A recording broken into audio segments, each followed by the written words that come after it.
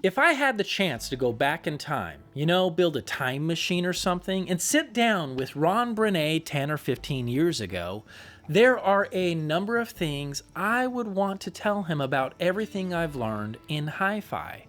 Being an audiophile can be confusing, and heaven knows I've made a long list of mistakes along the way. So yeah, in today's video, let's hypothetically build that time machine and run through 5 audiophile truths that I'd love to mention to a young, confused, and often misguided audiophile.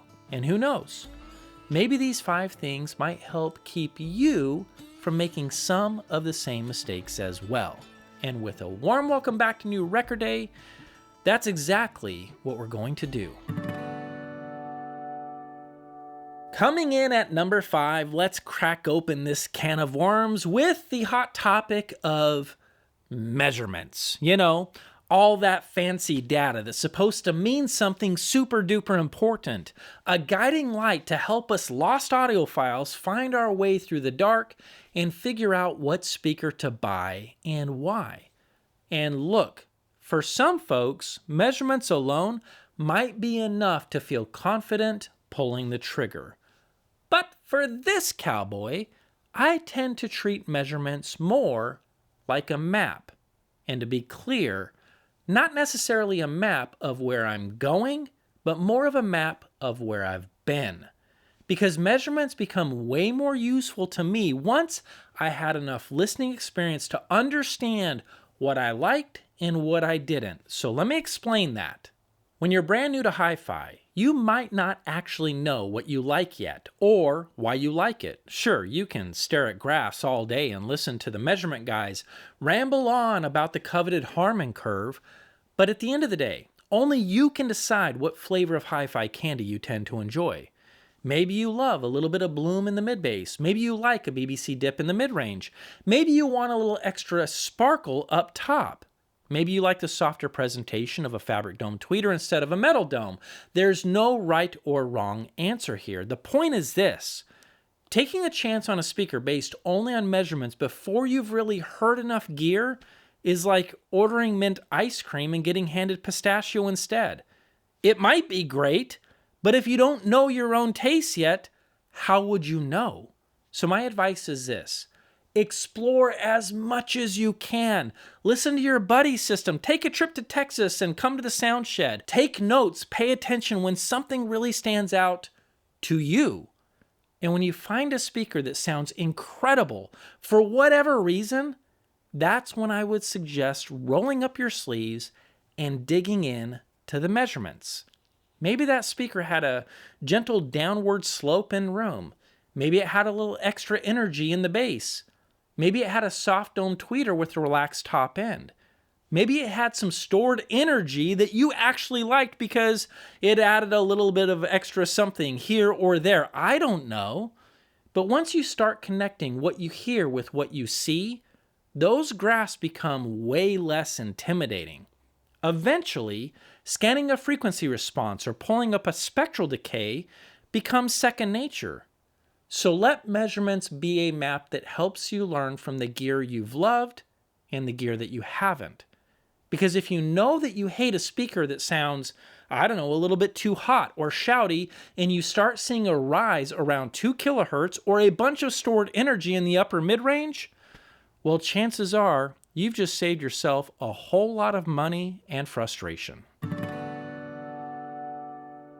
On to number 4, and this one might ruffle some feathers. Audiophiles can usually sit down at the table and have a pretty reasonable conversation about their favorite demo tracks, why they love the sound of tubes more than solid state, or heck, why open baffle changed their lives and they can never go back to box speakers again. But the second somebody mentions cables, your system distorts. Take lies. Yours clips. Oof! Your cables trip me! My goodness me, we know how this goes. The claws come out and the conversation turns into a stacked UFC card. So, how would I handle that as a young audiophile? Honestly, folks, it's easier than you might think. Stay open-minded about things that are not fully understood. While cables can be measured using null tests and other methods, it's been my experience that even after all of those tests are complete, there are indeed times where I've still noticed differences. Whether it's a speaker cable, power cord, harp device, Uber bus, or other tweaks, I've had to remain open-minded enough to sit down, give it a listen for myself, listen some more, and only then determine whether or not it's time to crack open the wallet. And look, there are plenty of times where I feel absolutely crazy in those situations, but alas, if something seems to open up the soundstage a little bit more, or gives me 1 or 2 more feet of depth, I'm going to be honest with you. I don't give a rat's rear end if it's a cable or freaking moon rocks tied to my speakers. I'm going to stay open-minded enough to at least give it a try. And I'm not asking you to agree with me. I'm just asking you to stay curious enough to try things out for yourself, because at the end of the day, your system is for you, not the comments section at Audio Science Review. All right, folks, number 3, and this is a big one. Expensive does not automatically mean better.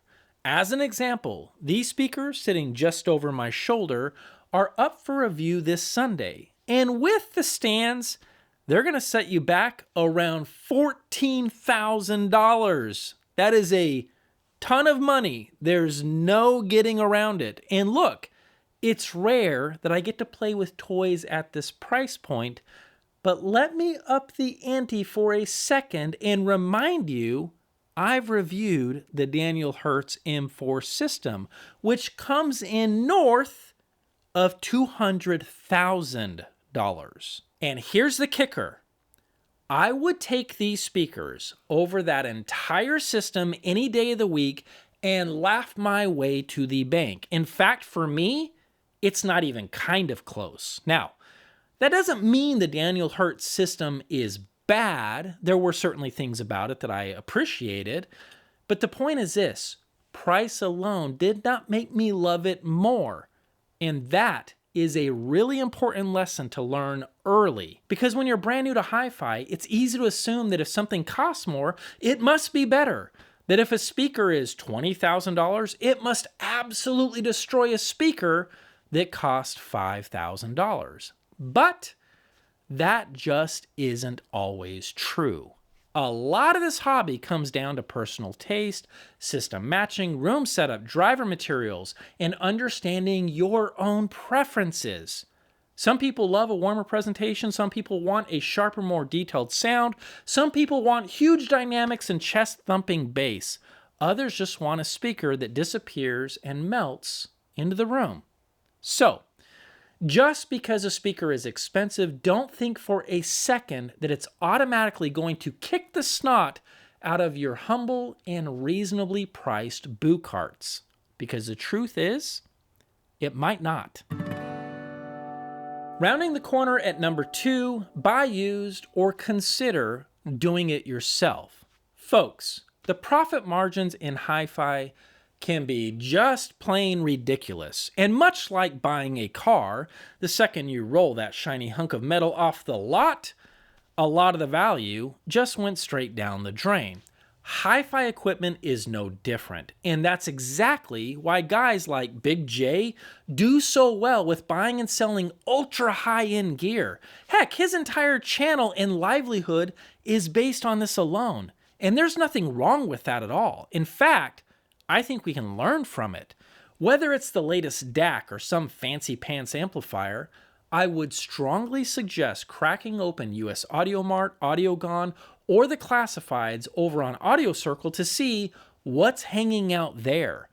Audiophiles are constantly flipping gear and trying new things, so it's not uncommon to snag yesterday's hot amplifier for half the price the guy who posted it originally paid. Even more than that, if you're not terrified of a soldering iron, I would really encourage you to consider speaker kits instead of buying something brand new off the shelf. For one, you will learn way more about how a speaker actually works than I could ever cram into this video. But beyond that, when that speaker takes its first breath, there is something incredibly satisfying about knowing you built it yourself from start to finish. And in many cases, do-it-yourself kits use much higher quality components because those companies are not jacking the price up for labor, for dealer markup, fancy cabinets, or marketing. They're putting the money where it matters: the drivers, the crossover parts, the cabinet bracing, and the design. And that, folks, is when you start to realize that not all capacitors are indeed the same. Not all inductors are the same. Not all cabinet construction is the same. Do I fully understand every reason why one capacitor can sound different from another? Nope, not fully. But when you build a speaker kit for less money than some big name brand that is loaded with electrolytic caps, sandcast resistors, and a crossover network less impressive than what's controlling the windshield wipers in your car, well, chances are you're not going to care, because what you hear out of a good do-it-yourself speaker can absolutely shock you. And just like that, we have made it to the number 1 spot, and it's here for a reason. By far, this is the most important lesson I've learned, and I cannot stress enough how important it is. But before we get to it, I'm dying to know, what lessons or wisdom would you share with your former audiophile self? Please be sure to let us know in the comments section down below. And while you're at it, if you appreciated this video, make sure you hit the like button and subscribe for more content like this. Now, with that out of the way, our number 1 spot is none other than the elephant that tends to get in the way of every audiophile building a system. And funny enough, it's often the very last thing we tend to tackle or even take seriously. That's right, the room. And no, I'm not here just to preach acoustic treatment, even though that is a huge part of it. I'm here to tell you that even speaker positioning alone can make or break a system. In fact, your room has more control over what you hear from an amplifier, the DAC, the cables, and sometimes even the speaker itself. I mean, do you want something that sounds like this? Do you smell smoke?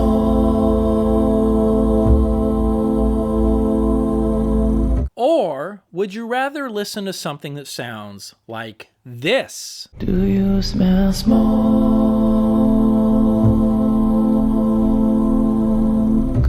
Keep in mind, folks, the only thing that changed in those 2 examples is where the speaker is in the room.